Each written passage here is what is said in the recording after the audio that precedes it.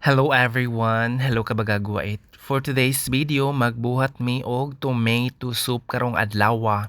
Ug mao ni siya ang ginatawag nga sticky soup mga kabagagwait. Kay lagi bare months na gamito nato ning pula nga kaldero ug natay resibo po. Ug karon ako anang na steam ang sweet potato ug ang bell pepper ug courgette.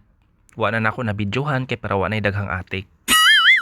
Ug karon mga kabagagwait, ipakita nako sa inyo ang one of the ingredients sa tuang sabaw. Mo ni ang onion, spring onion rather, ug mo ni ang pickles mga kabagagwait, ug ang snowflake cream. Mo ni siya ang ahos nga cream, buttercream. Yummy!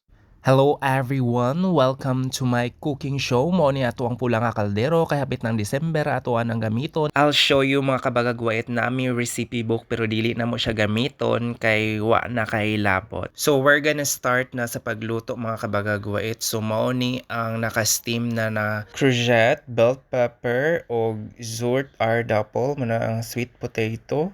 So mao na siya. As you can see mga kabagagwait, na siya garlic ug na siya snowflake creme.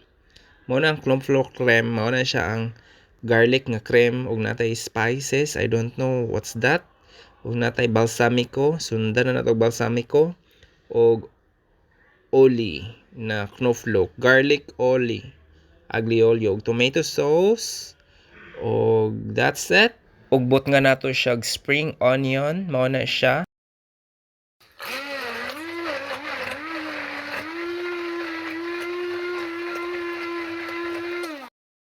Dapat yun siya ayuhon yun siya og blend mga kabagagwait kay para pagkaon nimo dili siya sapnot.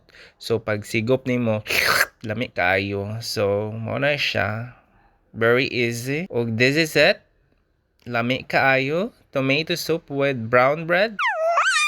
Mga unta ninyo mga kabagagwait.